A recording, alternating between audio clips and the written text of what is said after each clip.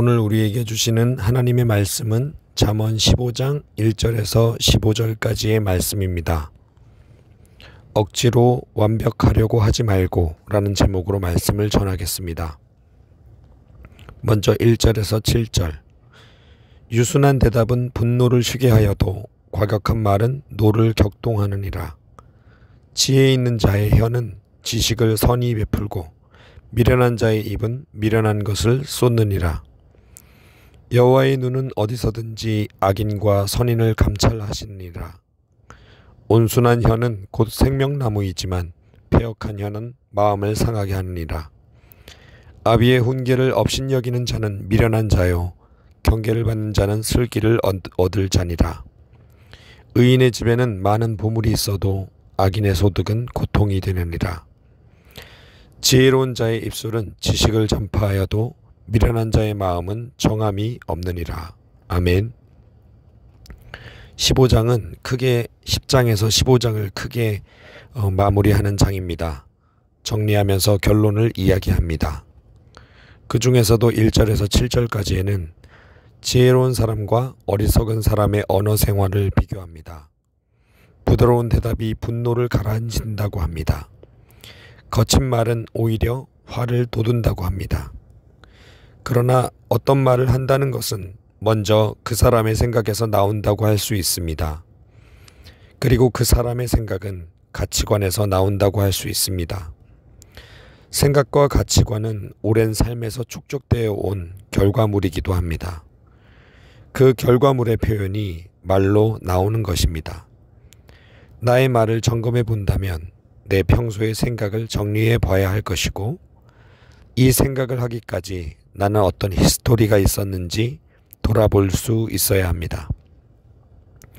그리고 이런 말, 이런 생각, 이런 가치관에 하나님은 나에게 어떤 분인가에 대한 질문도 대단히 중요합니다. 하나님을 어떻게 대하고 있느냐의 문제입니다. 그리고 그 사랑을 얼마나 알고 있느냐를 질문할 수 있습니다. 성격이 급한 베드로는 그 성격대로 실수하고 말을 하고 행동했습니다. 그러나 예수님을 만나면서 그가 달라집니다. 예수님의 십자가 사건을 경험하면서 완전히 달라진 그를 만나게 됩니다. 그렇다고 급한 성격과 완전히 달라진 단어의 사용을 하는 베드로가 아닙니다. 예수님을 통해 달라진 그가 원래 가지고 있는 급한 성격을 가지고 급하게 예수님의 복음을 전하기 시작합니다. 복음을 위해 자기의 목숨을 버리기까지 합니다. 급한 성격과 급한 말은 여전하지만 뭐가 달라졌을까요? 그 성격과 말과 행동에 생명이 있게 된 것입니다. 예수님과 함께 할 때 한 자리를 차지해 보려는 속이는 말을 하지 않습니다. 더 이상 그를 모른다는 배신의 말을 하지 않습니다.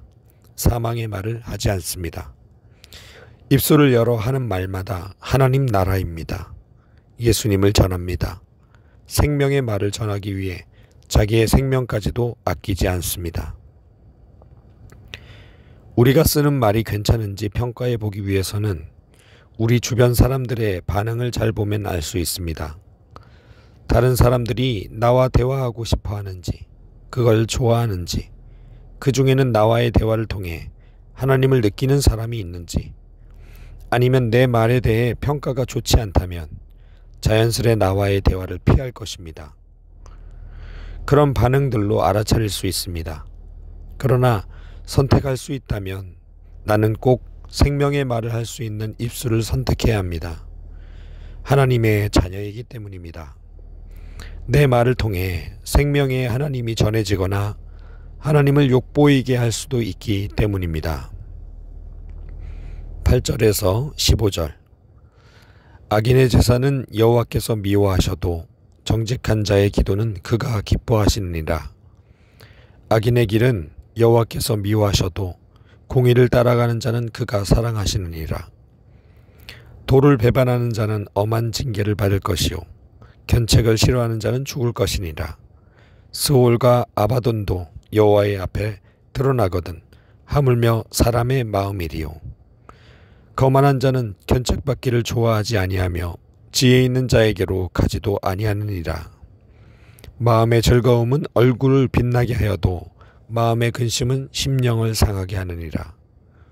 명철한 자의 마음은 지식을 요구하고 미련한 자의 입은 미련한 것을 즐기느니라. 고난받는 자는 그날이 다 험악하나 마음이 즐거운 자는 항상 잔치하느니라. 아멘. 지혜로운 자들은 올바른 길을 걷고 어리석은 자들은 악인의 길을 간다는 내용입니다. 지혜로운 자는 예배 가운데나 일상생활에서나 하나님이 기뻐하시지만 어리석은 자는 예배를 드리든 어떤 일에도 역겨워하신다고 말합니다. 내가 어떤 길을 걷고 있는가를 모르고 있는 것만큼 안타까운 일은 없습니다. 그걸 바라보는 분이 하나님이시라면 더욱 안타까워하실 것입니다. 여러분들이 살아가는 길은 어떤 길입니까? 나의 예배는 하나님이 참으로 기뻐하실 만한 예배입니까? 나의 삶은 좋은 일을 하든 나쁜 일을 하든 완벽한 일을 해내든 실수하는 일들이 있든 하나님이 기뻐하십니까?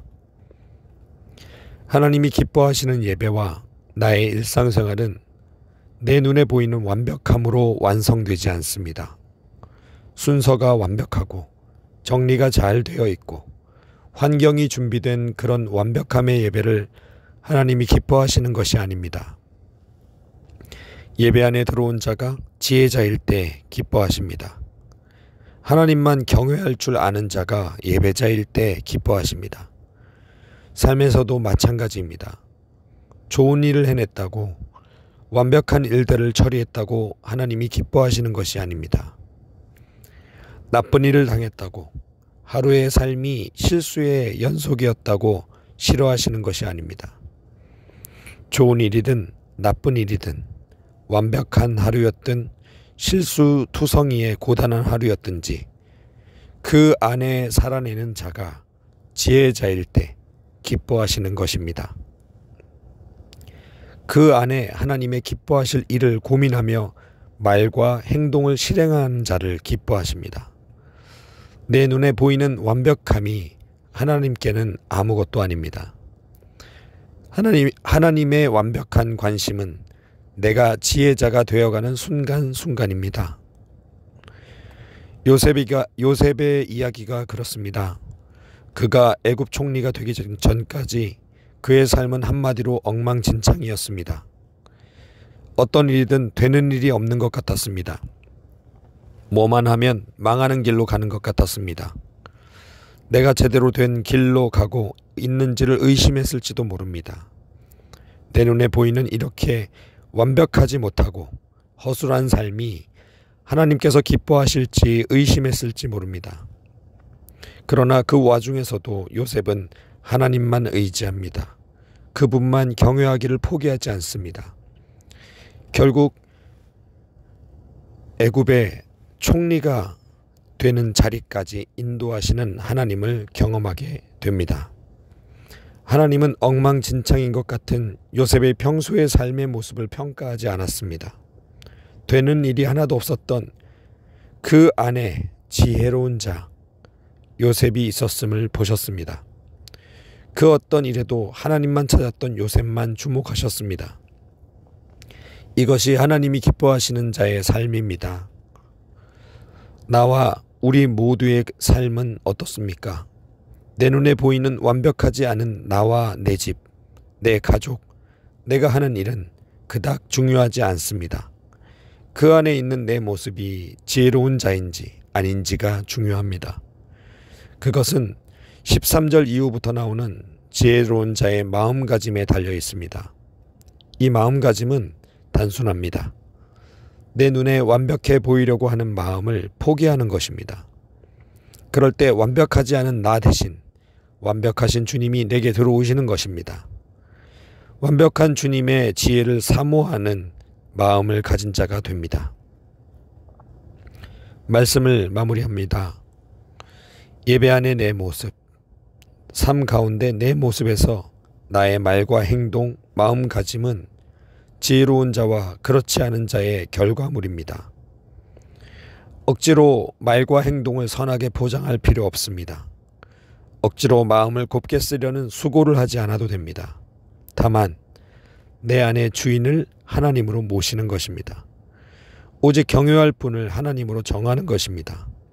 그러면 내 말과 행동, 마음가짐이 이미 지혜자가 되어 있는 것을 보게 될 것입니다. 그런 지혜자를 기뻐하시는 것처럼 저와 우리 모두가 다시 하나님의 방식대로 바꾸어져 보길 소원합니다. 기도하겠습니다. 우리의 삶은 늘 생명과 사망의 경계에 있는 것 같습니다. 그 경계가 두려워서 우리는 억지로 생명의 영역 안에 있는 것처럼 말하고 행동하고 마음을 먹기도 한 것 같습니다.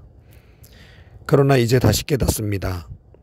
오히려 그 경계를 신경 쓰지 않고 먼저 그 지혜자가 되보려고 하는 용기를 우리에게 주십시오. 내 눈의 완벽함보다 먼저 하나님을 더 알아가려고 노력하는 자가 되게 해주세요. 그런 지혜자로 당연히 당당하게 생명 안에 있어 하나님의 기쁨이 되길 원합니다. 오늘도 승리하게 하실 줄 믿으며 이 모든 말씀 예수님의 이름으로 기도합니다. 아멘.